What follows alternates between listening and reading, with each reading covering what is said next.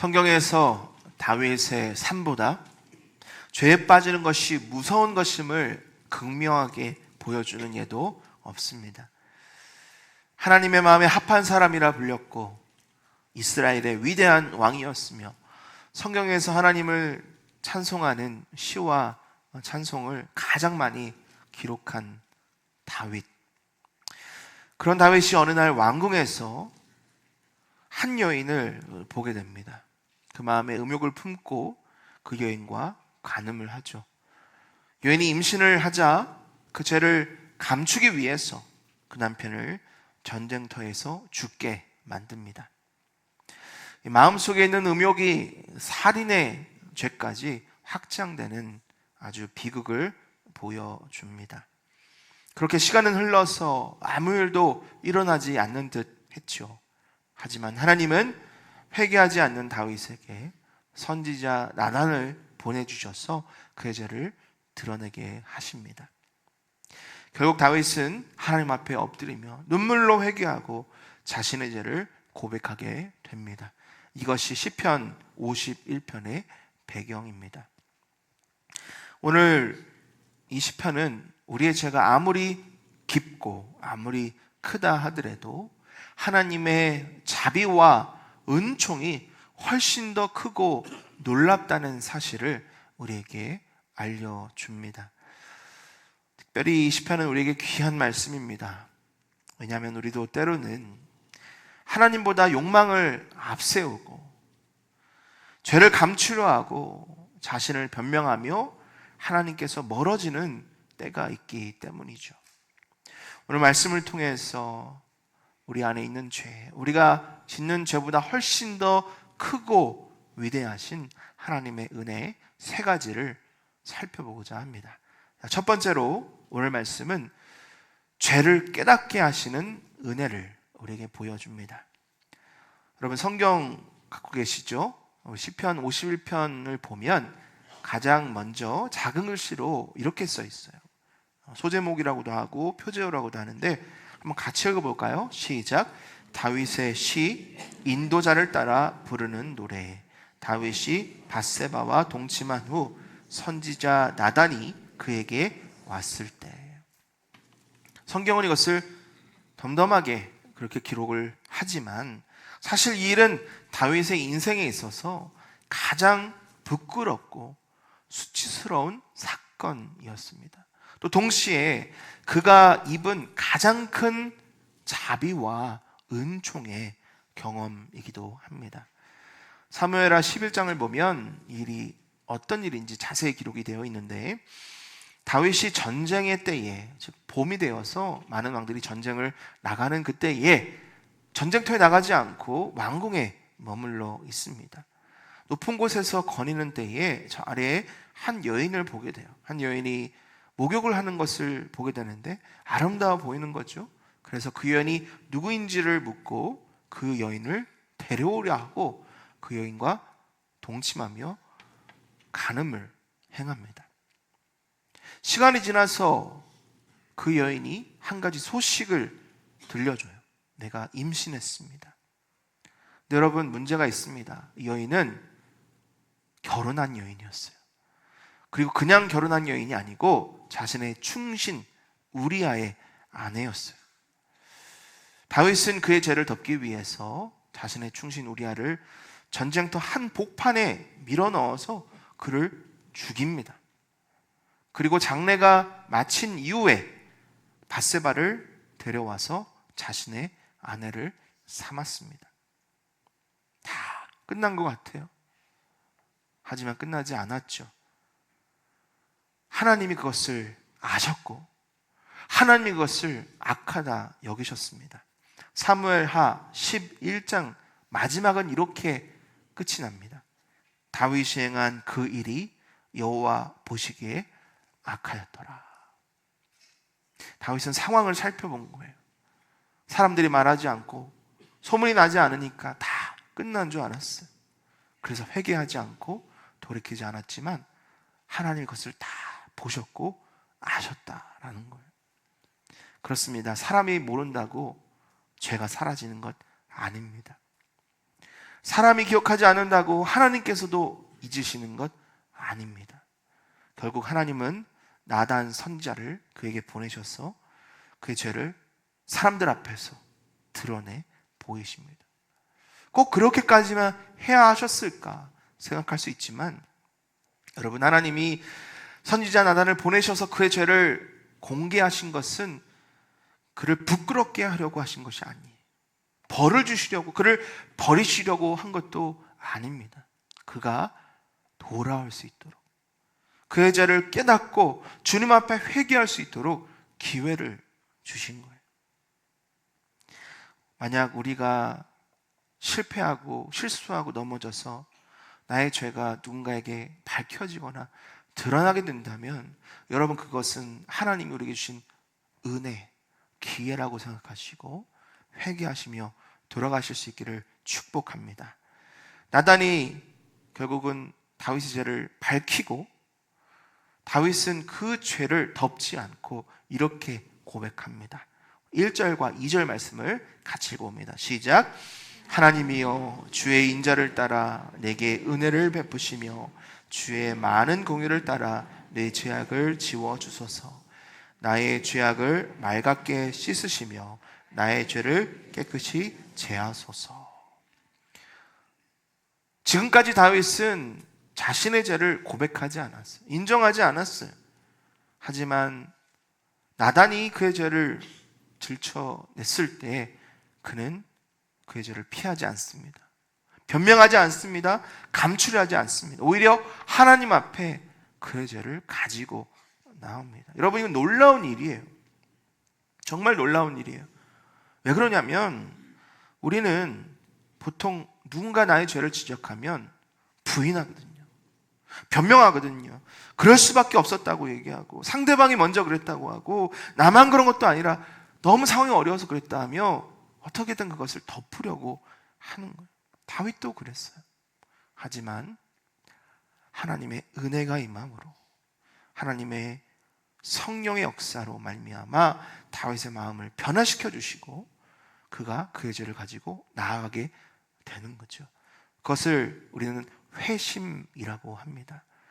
여러분, 회심이라고 하는 것은 아무나 입는 은혜 아니에요. 성령님께서 우리의 죽었던 영혼을 살리시고 새로운 생명을 주실 때 우리가 죄를 깨닫고 죄에서 돌이켜 하나님께 돌아갈 수 있는, 하나님만이 주실 수 있는 은혜인 거죠. 그것이 오늘 다윗이 입은 은혜이고 저와 여러분이 입은 은혜입니다. 자, 3절에서 다윗이 뭐라고 하는가 같이 읽어봅니다. 시작. 물은 나는 내 죄가를 아오니 내 죄가 항상 내 앞에 있나이다. 맞아요. 죄가 늘 그 앞에 있었지만 보지 못했어요. 인정하지 않았어요. 덮으려 했어요. 하지만 죄가 내 앞에 있습니다. 내가 그 죄가를 압니다라고 고백할 수 있는 것, 하나님의 은혜인 거예요.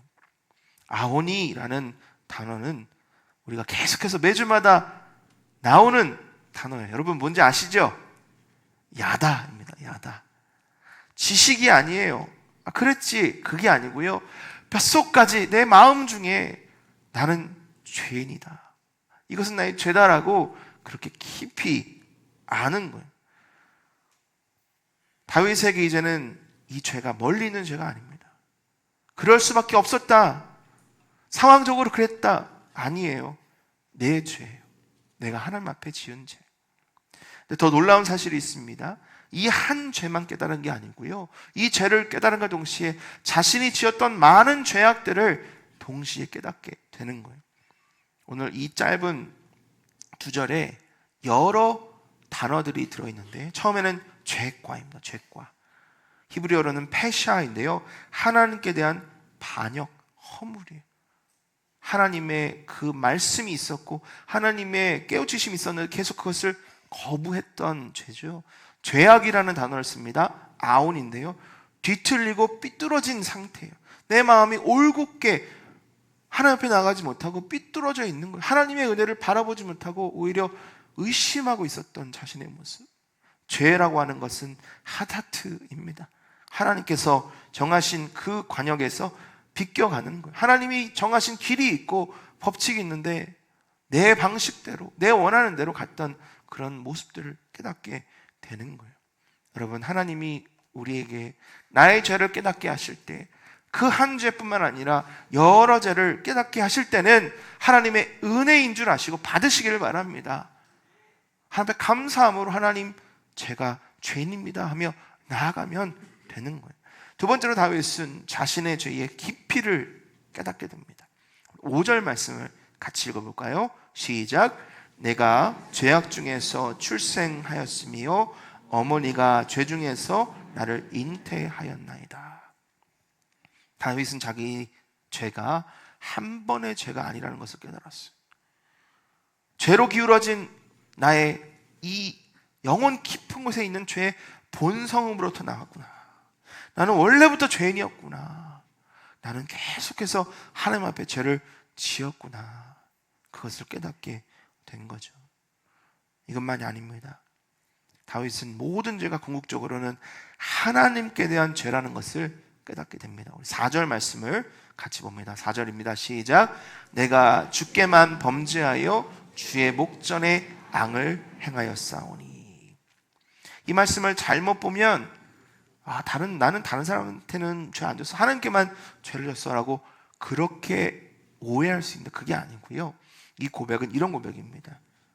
내가 사람들에게도 죄를 졌지만 궁극적으로는 이 죄가 하나님께 대한 죄입니다. 그래서 내가 하나님께 이 죄를 고백합니다 라는 믿음의 고백인 거예요. 요셉도 주인 보디발의 아내가 자신을 유혹했을 때 이렇게 고백을 합니다. 창세기 39장 9절을 보니까 이 집에는 나보다 큰 이가 없으며 주인이 아무것도 내게 금하지 아니하였어도 금한 것은 당신뿐이니 당신은 그의 아내임이라. 함께 했습니다. 시작. 그런즉 내가 어찌 이 큰 악을 행하여 하나님께 죄를 지으리까. 사람의 눈치 보는 거 아니에요. 주인의 눈치 보는 거 아니에요. 내가 이 일을 함으로 인하여 내가 불이익을 받을까 그거 걱정하는 게 아니고 내가 이 일을 했을 때 하나님의 마음이 어떠실까. 결국은 내가 이 범죄하면 하나님께 범죄하는 건데 이러면 안 되지라는 그 마음, 요셉에게 있었고 다윗이 깨닫게 되었고 오늘 저와 여러분이 품어야 되는 바른 마음인 거예요. 사랑하는 성도 여러분, 저와 여러분에게도 이런 죄의 깨달음이 있기를 축복합니다. 정말이에요, 여러분. 왜냐하면 우리는 우리의 죄를 우리 스스로 발견할 수 없기 때문이에요. 우리의 마음과 우리의 눈과 귀는 다 죄로 오염되어서 가리워져 있어요. 특별히 다른 거는 모르겠지만 내 죄에 대해서는 철저히 가려져 있어요. 눈도 귀도 마음도 굳어 있어가지고 인정하지 않으려고 해요. 죄를 깨달을 수 있는 것은 놀라운 은혜입니다. 다윗도 나단이 찾아오기 전까지는 자기 죄를 보지 못했잖아요. 우리도 마찬가지예요. 하지만 죄의 문제는 결코 가벼운 일이 아니죠. 반드시 속히 해결되는 문제입니다. 칼빈이 이렇게 말합니다. 우리는 자기 죄에 대해서 가벼운 생각을 가진 채로는 결코 진심으로 하나님의 용서를 구할 수 없다. 죄의 문제가 가볍지 않다는 것, 다른 어떤 문제보다도 이 문제가 제일 먼저 해결돼야 되는 절체절명의 위기라는 그 위기의식을 갖고 있어야 한다라는 거예요. 어제가 광복절이었습니다. 80여 년 전에 우리 대한민국은 자유국가가 아니었죠. 일제 압제 가운데 모든 자유와 또 권리를 빼앗긴 상태였어요.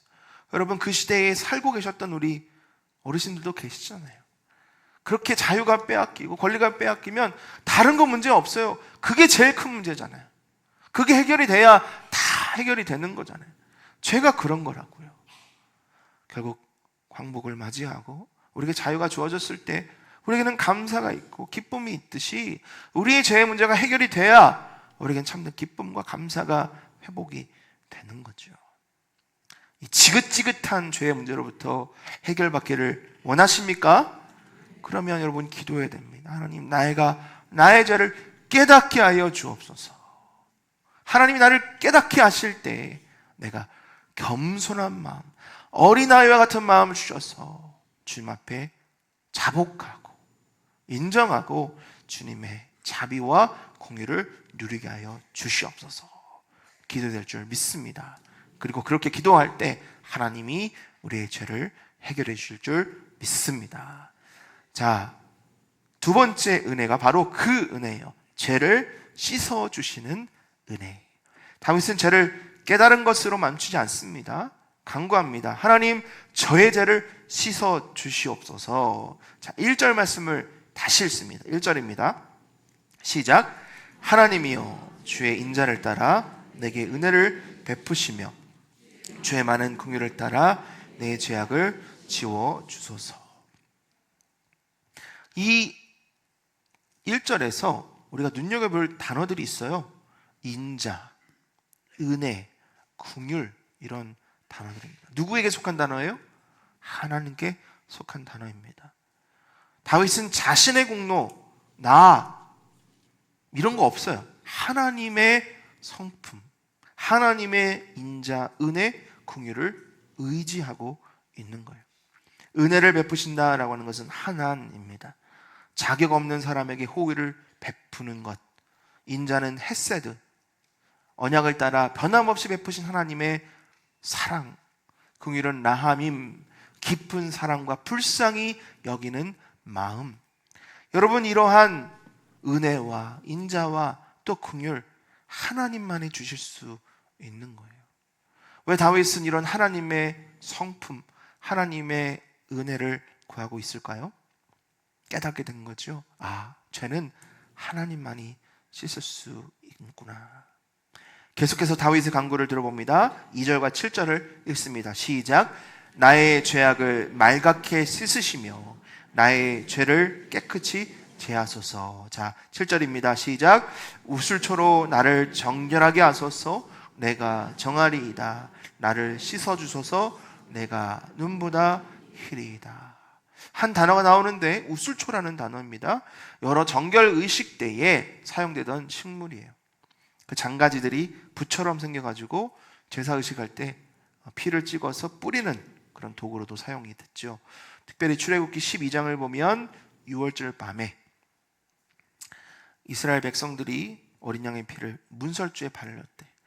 죽음의 사자가 넘어서 그들을 구원한 그 도구가 바로 우슬초입니다. 여러분, 중요한 것은 우슬초가 아니에요. 중요한 것은 그 우슬초를 통해서 누가 우리의 죄를 씻을 수 있냐라는 거죠. 우리의 죄를 씻을 수 있는 분은 오직 우리 하나님, 우리 주 예수 그리스도이심을 믿습니다. 만약에 하나님이 우리의 죄를 씻어주지 않는다 한번 생각해 보세요. 우리가 아무리 죄의 흔적을 지우려고 해도 우리 죄는 지워지지 않습니다. 메시지를 삭제하고 사진을 지우고 기록을 없애고 사람에게 그럴싸한 변명을 해도요, 시간이 지나면 사람들이 잊는다 하더라도 그 죄는 결코 사라지지 않아요. 왜 그런 줄 아세요? 하나님의 법칙 때문이에요. 죄의 삭은 뭐예요? 사망이에요.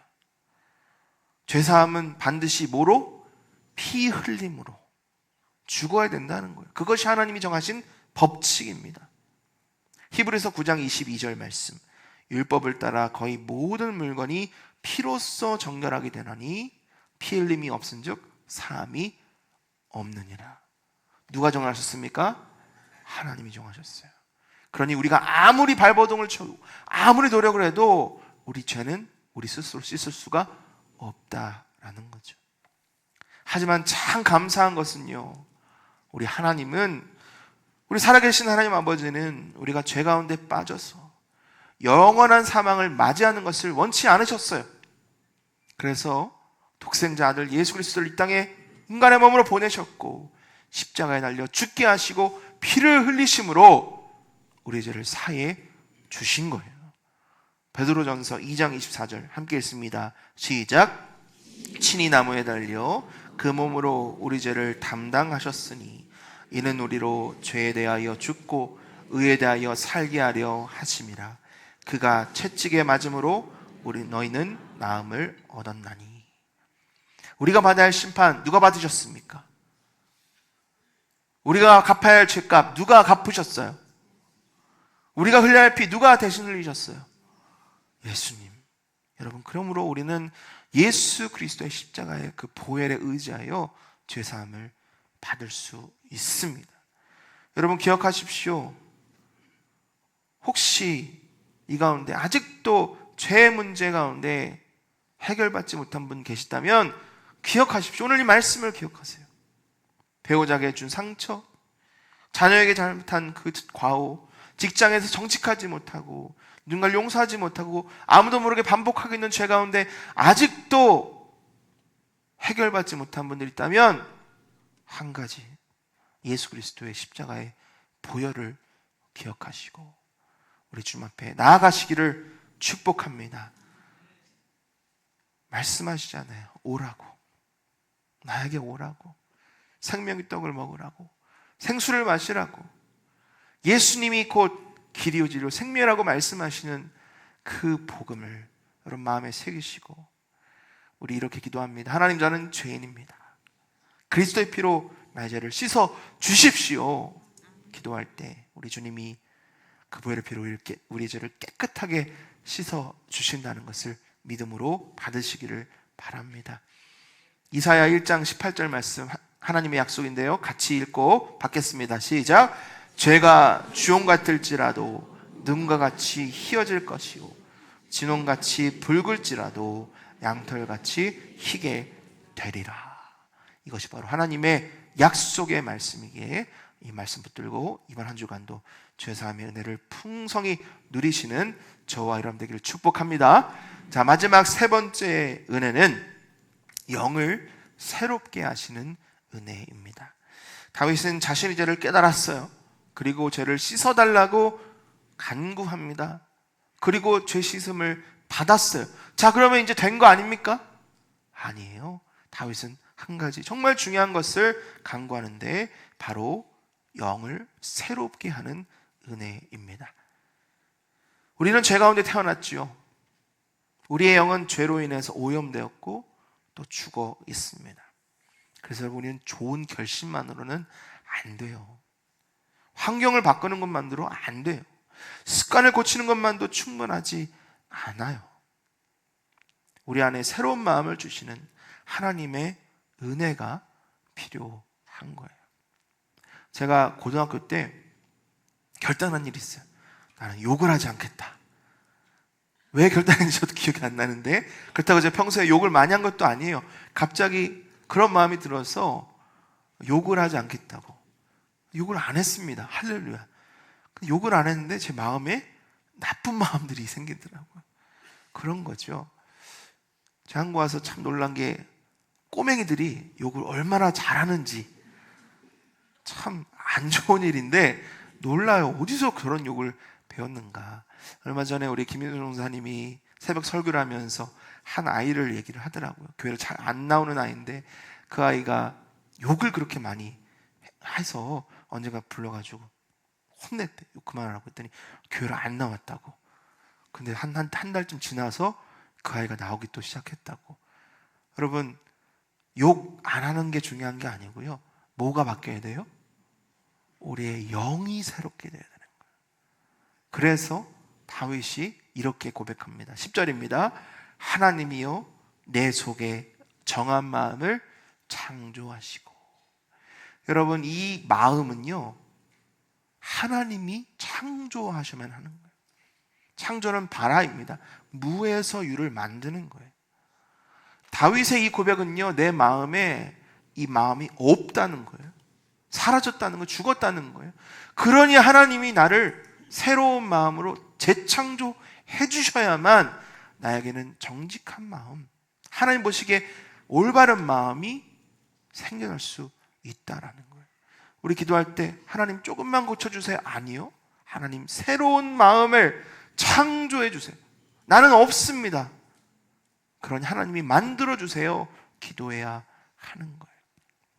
에스겔 36장 26절에도 하나님 말씀하십니다. 또 새 영을 너희 속에 두고 새 마음을 너희에게 주되 너희 육신에서 굳은 마음을 제거하고 부드러운 마음을 줄 것이며. 여러분, 이 약속대로 주셨습니다. 저와 여러분에게 주셨어요. 성령을 주셨어요. 우리는 구원을 성령을 통해 받았습니다. 굳은 마음이 제거되었고 새로운 마음을 주셨고 하나님을 사랑하고 하나님 뜻을 따라 살 수 있는 능력을 주셨는데요, 한 번 주신 것이 아니고 날마다 주세요. 날마다 구해야 돼요. 물론 우리는 영이 새롭게 되므로 한 번 구원받았으니 더 구원받을 필요는 없지만 그 영은 날마다 우리 가운데 샘솟아야 하는 거예요. 왜? 아직도 우리 죄 가운데 있기 때문에. 그래서 다윗은 기도하죠. 내 안에 정직한 영을 새롭게 하소서. 매일 기도하시길 바랍니다. 하나님, 내 안에 새로운 마음을 창조해 주시고 정직한 영을 새롭게 해주셔서 하나님 주시는 거룩한 은혜를 날마다 누리게 하여 주옵소서. 죄로부터 멀어지고 주님을 가까이 할 은혜를 나에게 허락하여 주시옵소서. 어제 기도했다고 오늘 기도 안 하면 안 돼요. 어제 은혜 받았다고 오늘 은혜가 안 필요한 거 아니잖아요. 오늘 기도했다고 내일 기도 안 하면 안 되죠. 오늘 기도하면 내일도 기도하고 주님 오시는 그날까지는 날마다 이 기도를 드려야 하는 거예요. 네, 여러분, 다윗이 이 기도를 함과 동시에 또 다른 절박한 기도를 하는데 11절 함께 읽습니다. 시작. 나를 주 앞에서 쫓아내지 마시며 주의 성령을 내게서 거두지 마소서. 이 말씀을 잘 이해해야 합니다. 성도가 죄를 지면 구원이 빼앗기고 성령께서 떠난다는 말씀이 아니에요. 우리가 성경의 모든 맥락을 보면 그건 아니잖아요. 성경 하나님께서 구원한 자를 반드시 붙드신다 약속하십니다. 요한복음 10장 28절 말씀, 우리 한 목소리로, 큰 목소리로 주님 주신 약속으로 받고 또 한 목소리 읽습니다. 시작.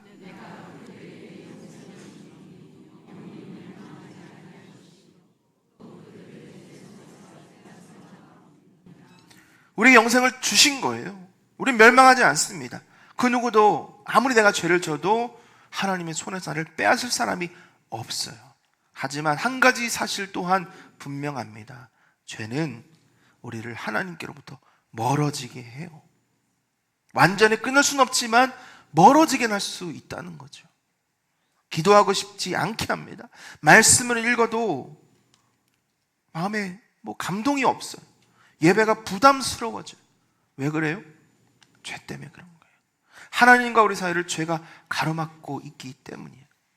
하지만 성령께서 우리 안에 역사하시면 우리는 다시 하나님을 찾게 되고 하나님 앞에 가까이 나아가게 되는 거죠. 그래서 우리는 다윗처럼 하나님의 임재와 성령의 놀라운 역사를 계속해서 날마다 누리도록 기도해야 합니다. 12절 말씀 마지막으로 같이 읽습니다. 시작. 주의 구원의 즐거움을 내게 회복시켜 주시고 자원하는 심령을 주사 나를 붙드소서. 그렇습니다. 다윗은 즐거움이 없었던 거예요. 기쁨이 없었어요. 왜? 정죄감이, 죄의식이 괜찮은 것 같아 보였지만 사실 그 안에 죄로 인해 씨름하고 있었던 거예요. 그 무거운 그 돌덩이를 마음에 안고 있었던 거죠. 그래서 하나님께 간구합니다. 주님, 내가 주로 인하여 즐거워하게 하여 주옵소서. 기쁨을 허락하여 주옵소서. 그리고 주님 앞에 나아가는 자원하는 심령을 회복시켜 주옵소서. 우리에게도 그런 경험이 있습니다. 기도해도 공허하고 찬양을 불러도 마음 움직이지 않고 말씀을 읽어도 감동이 없는 그런 때가 있었죠. 지금도 혹시 이 가운데 계신 분 여러분, 노멀 아닙니다. 괜찮은 거 아니에요. 주님께로 나아가야 합니다. 기도로 나아가야 합니다. 성령을 구하는 거예요. 하나님께서 정한 마음을 창조하시고 정직한 영을 새롭게 하시고 성령을 충만히 우리 가운데 채워달라고 기도할 때 성령께서 우리 안에 역사하시고 새 마음과 새 영을 날마다 부어주실 줄 믿습니다. 오늘 말씀 시편 51편 다윗의 실패를 보며 우리는 한 가지를 깨닫습니다. 죄는 무서운 거구나. 죄는 반드시 해결해야 되는 문제이구나. 하지만 그보다 더 큰 진리를 깨닫습니다. 그 무서운 죄보다 우리 하나님의 은혜가 훨씬 더 크고 놀랍다는 사실을, 하나님 우리의 죄를 깨닫게 하십니다. 그 죄를 그리스도의 보혈로 씻어 주십니다. 성령을 통하여 새로운 영을, 또 새로운 마음을 창조하시고 날마다 새롭게 하십니다. 여러분, 이 은혜를 우리는 누려야 합니다. 기도하며 간구하며 사모하며 주님 앞에 나아가야 합니다. 여러분, 이번 한 주간, 지난주가 그랬듯이 힘들고 어려울 상황이 올 거예요. 유혹이 있고 시험이 올 겁니다. 죄가 나를 어떻게든 끌어내리려고 나를 가만 내버려 두지 않을 거예요. 하지만 그때 우리는 기도합니다. 하나님, 나는 죄인입니다. 나에게 죄사면을 더하여 주옵소서. 나에게 주님의 영을 부어 주시옵소서. 이 고백으로 주님 앞에 나아갈 때 하나님 날마다 우리를 정결케 하시고 새롭게 되는 은혜의 사람들로 세워주실 줄 믿습니다. 우리 자리에서 다 일어나셔서 그 말씀을 우리 마음에 새기며 믿음으로 선포하며 나아가겠습니다.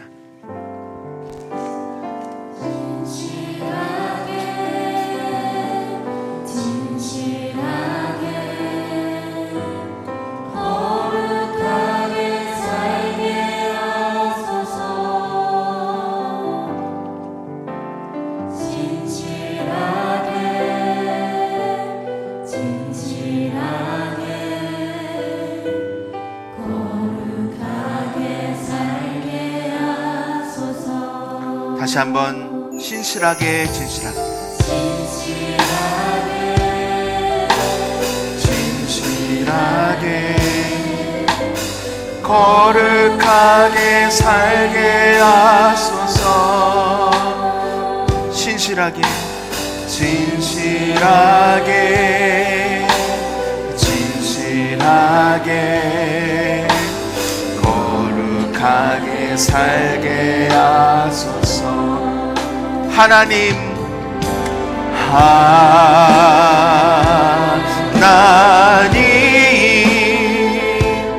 나의 마음 만져주소서. 하나님,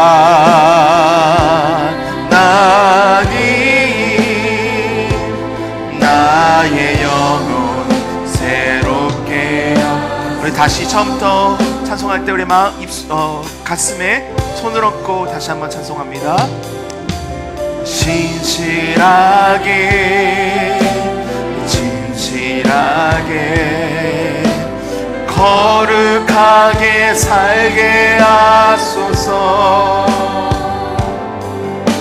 신실하게, 진실하게, 거룩하게 살게 하소서. 우리 간절히 하나님, 나의 기도, 하나님,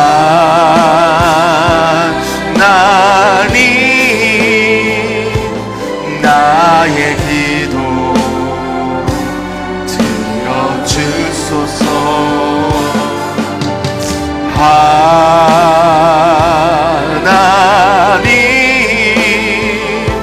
주의 길로 인도하소서. 하나님, 나의 마음, 하나님, 나의 마음 만져주소서. 하나님,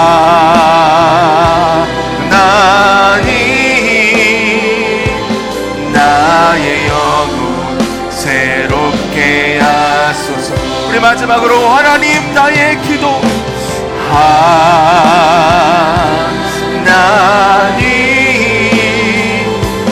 나의 기도 들어주소서. 하나님,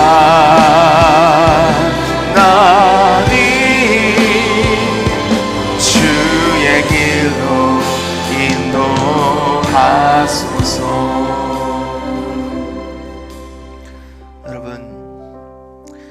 우리 마음속에 우리 성령님이 이 시간 보여주시는 이미지, 또 들려주시는 음성에 우리의 눈과 귀를 기울여 보기를 원합니다. 하나님이 우리를 불러주시는, 우리를 깨닫게 하시는 하나님의 은혜임을 믿습니다. 이 시간 우리가 주님 앞에 나지막한 목소리로 또 진실된 음성으로 우리의 죄를 토로하며 또 고백하며 나아갑니다. 동시에 우리가 믿음으로 선포합니다. 주님, 나의 죄를 씻어 주시옵소서. 예수 보혈의 피로 나의 죄를 깨끗하게 씻어 주시옵소서.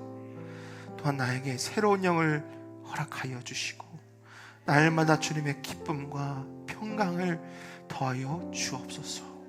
우리 주여 한번 부르짖고 기도하며 나가겠습니다. 주여, 하나님, 나의 모든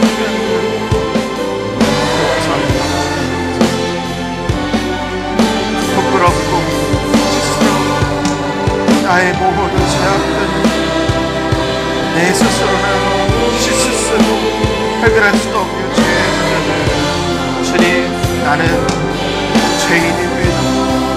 주님 앞에 소망도 희망도 없는 죄인으로 서 있습니다. 하지만 나를 사랑하시는 우리 하나님의 은혜로 예수 그리스도의 보혈의 피로 다시 한번 믿음으로 나아가며 주여, 나의 죄를 씻어주셨기에 주님의 보혈의 피로 나를 정결케 하셨기에 내가 주님 앞에 나아갑니다. 정한 마음을 창조하여 주옵소서. 새로운 영을 날마다 부어 주시옵소서. 죄의 길로 가지 않게 하시고 주님 차원하는 마음, 주님을 기뻐하고 주님을 사랑하며 주님을 위해 나아가는 주님의 자녀 되게 하여 주시고 주님의 은혜를 부어 주시옵소서.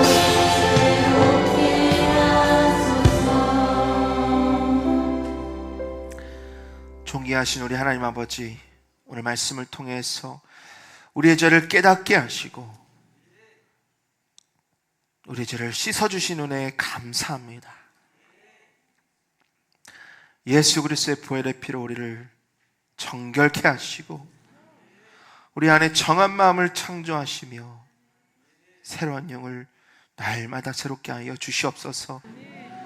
하나님, 죄 때문에 주님에게서 멀어졌던 나를 용서하시고 주님 십자가 앞으로 더 가까이 나아가게 하여 주시옵소서.